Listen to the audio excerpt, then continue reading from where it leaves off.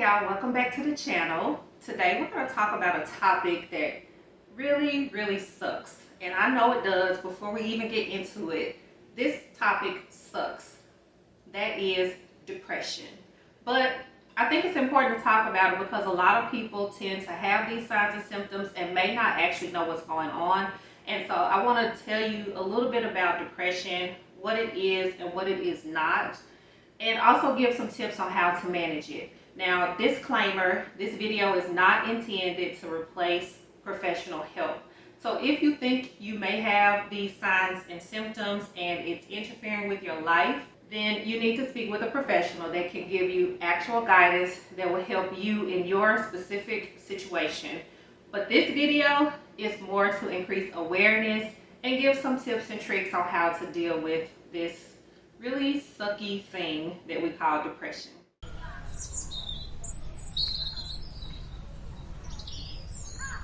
So what is depression anyway?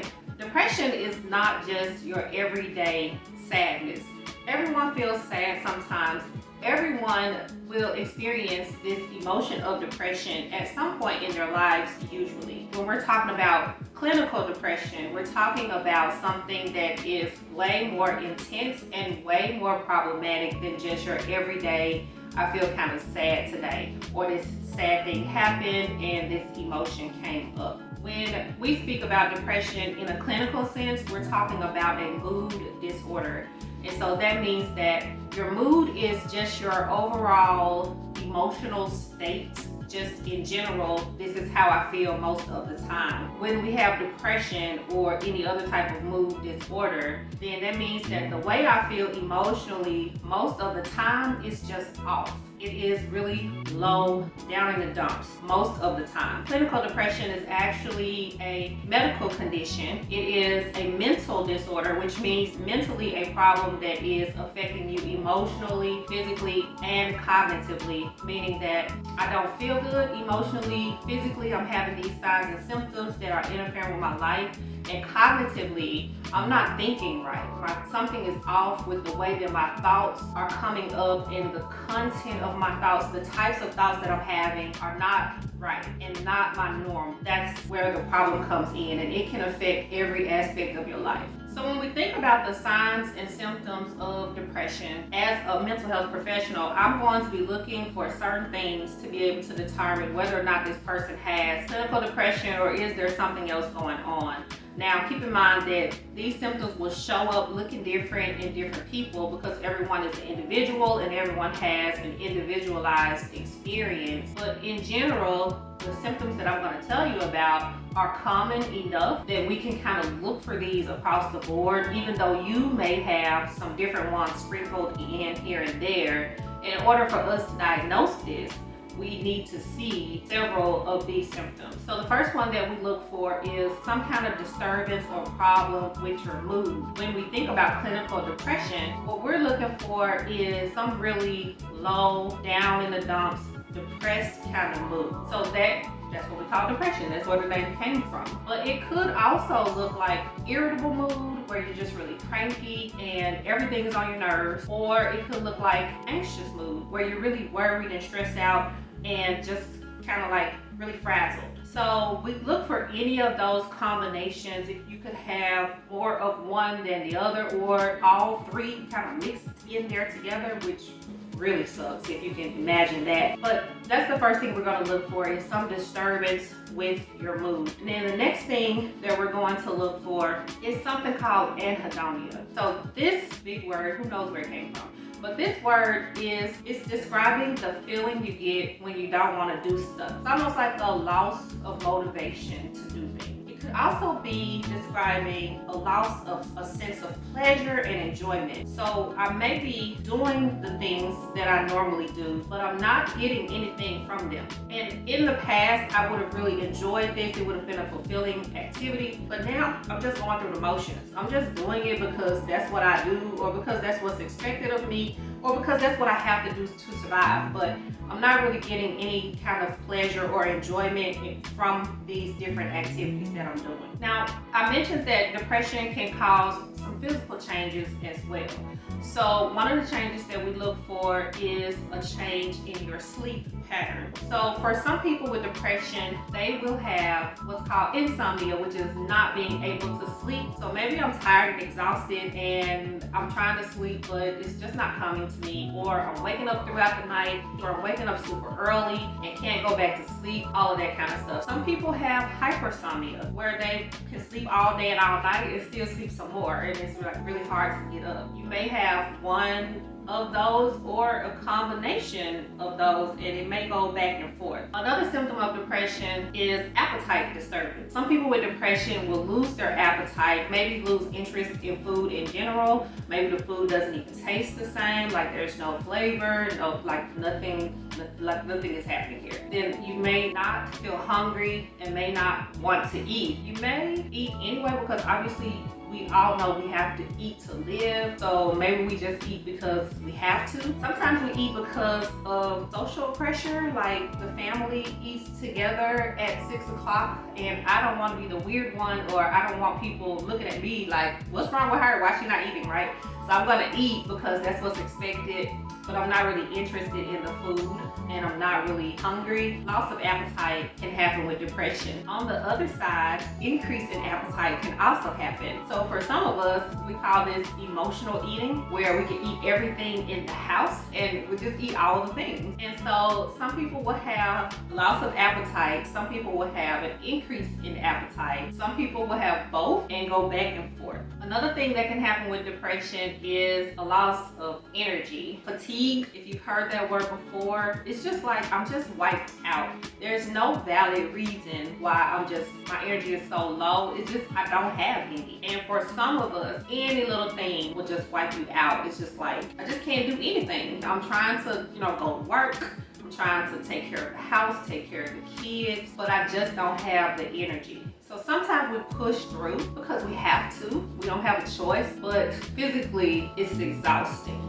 Something else that can happen with depression is that it can affect how your brain works. So it can make it really hard to focus. You can imagine you have to work, or you have to cook dinner or help the kids with the homework, and you can't focus, can't concentrate. That's going to be problematic. So if you think about things that you do on a daily basis, am I having trouble concentrating at work? Am I trying to watch this TV show and I have no clue what's going on because I can't follow the storyline? Am I trying to read this book and I've had to read this line 3 times because it's just not sticking, because my mind is wandering all over the place? That's loss of concentration. Depression can change how you physically move your body. So this is one of those symptoms that sometimes the individual may not be picking up on this one, and it may be other people who are noticing this one and saying something or giving some kind of indication that there's a problem. So for some people, they tend to get slowed down, where they are talking slower than normal, physically moving in slow motion. If you think about Eeyore from Winnie the Pooh, kind of like that. Eeyore was really just kind of slow and just talk slow, move slow. It could also be the opposite and really increase the speed at which you move and the frequency that you move, so that you're moving around a lot more than usual, kind of restless and can't be still. You may think that you're acting like your normal self, and other people may be like, why? Sit down somewhere. What are you doing? Like, why are you all over the place? And you're not really noticing it. It's more than just a physical sensation or just how you feel on the inside. It's to the point that other people can notice it. So if it's just a feeling that you have on the inside, like I feel kind of wound up and kind of jittery on the inside, but to the people on the outside, they're looking at you and they're like, nothing is off, everything seems fine, okay, then that wouldn't qualify.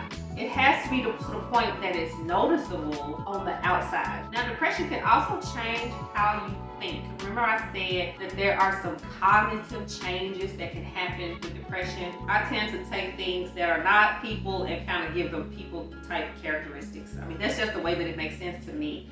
So if you can imagine, depression is this really evil person, and this person is like following you around and whispering things in your ear and trying to get you to think a certain way. So depression is kind of like wearing glasses of negativity. So where everything you see, everything you think about is negative. So you look at yourself and you don't like yourself. And you look at your family and you're like, ugh, all y'all suck, I hate y'all. And your job sucks and your prospects of the future, and it's like, what future? I don't even see a future. And you think about your past and you feel regret, and it's like, I did all the wrong things and I hate my life. Depression wants you to think that way. That's why I say depression is a liar. Depression wants you to see things a certain way because that's how it stays strong. That's how it maintains control and stays alive. If you were to start thinking differently, depression would get weaker. It doesn't want to get weaker. So it wants you to continue to think the same way and think the same things because that's how it stays alive. And if you think about it, if everything I see is negative and I don't see anything positive coming, it makes sense that some people will then have suicidal thoughts. They will have thoughts about harming themselves, and it may not be to the point that they are saying, I'm going to take myself out, I'm going to unalive myself. But it might just be wishing to not wake up, wishing to not be here, like wishing to disappear. And as a clinician, those things count as well. Now, let me be clear, because I have a lot of clients who may try to be dishonest about this one out of fear. So if you're working with a professional and you're having these types of thoughts, it doesn't mean we're gonna automatically lock you up. That's not what we That's not what we do. That's not our thing. We're not out here looking for people to lock up, to send to the hospital or whatever. If that's where you need to be, because that's where you need to be, then we will do what we need to do to help you. But the majority of the time, if you're having these thoughts, you're already in treatment. That's what you're in treatment for. That's why you're in therapy, or that's why you're seeing the doctor. And so we're going to treat the problem. And that might mean that we're going to do some therapy and we're going to work on some coping skills and work on some different things in therapy. It may mean that we may prescribe some medication, it just means that we're going to treat. And most of the time, this is treatable without you having to go to the hospital. Okay, let me just be clear on that. We're not going to lock you up because you said you're having these thoughts. We're going to do some more assessment and actually see what's actually going on, and then we'll have a discussion and work together about what to do.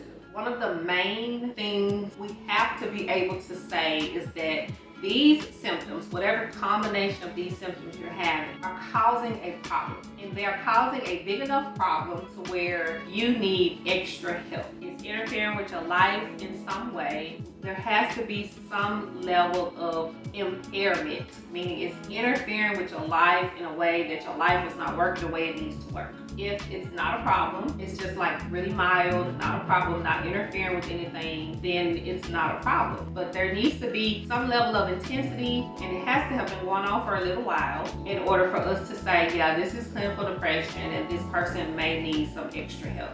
So there are some common misconceptions about depression that can make it really hard for people on the outside to understand and get what's really going on. A lot of times, if you think about what depression actually looks like from the outside looking in, sometimes people think, okay, so you're sad. I've been sad before, just snap out of it.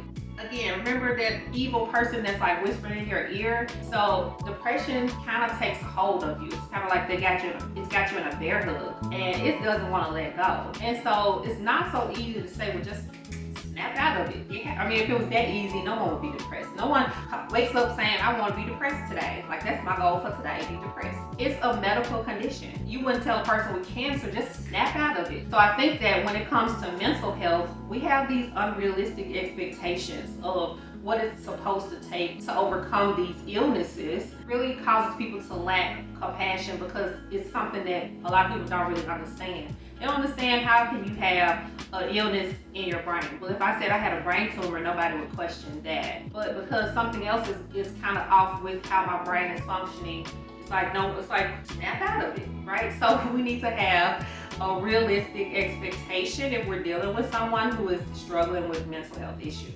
And sometimes people on the outside looking in will look at a person with depression and think this person is just lazy. They just lazy, they just got a bad attitude. But if you think about all of those symptoms, remember all those symptoms I named?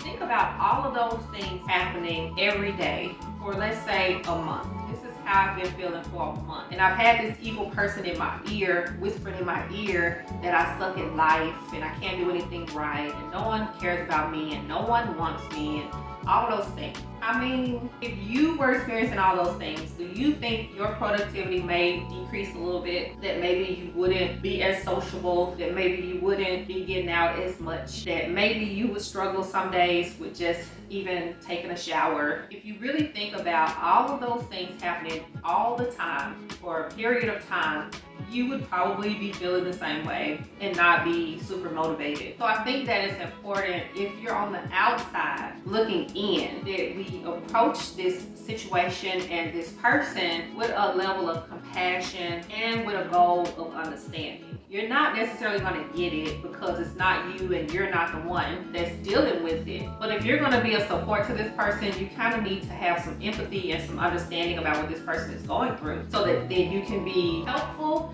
And if you don't know how to be helpful, at least you can not add to the problem. Seeking professional help is important. When we're talking about clinical depression, obviously we're talking about something that is just not going to like fix itself necessarily. Now, some people, when they come in for their first session, they may talk about all the things, and a lot of times we're holding things in and things are building up and it's showing up looking like depression, and we finally got a chance to say all the things out loud that have been going on in our head. And for some of us, it's really cathartic, meaning it is like a big release. It's like I had all this pressure built up, and then I said the words, and then that pressure just started going away, releasing itself. For some of us, it's like a miracle. It's like, oh, I feel so much better now. And sometimes maybe that's all you needed, was to say the words, release that pressure and get it out. But some of us need a little more than that, and that's okay.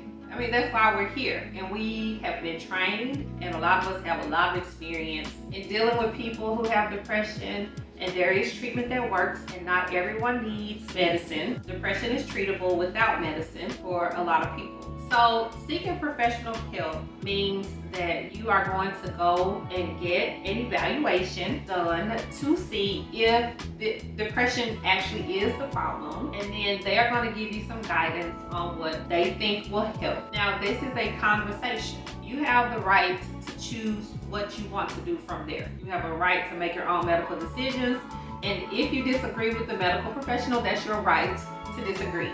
But we're going to tell you from a professional point of view what we think the problem is and what we think will be most helpful. And then it's up to you to then decide, okay, yes, I will accept that, or no, I won't. So a professional might consist of finding a therapist, actually do the work. So it's not necessarily about I'm just going to go and talk to somebody and tell them about the crisis of the week.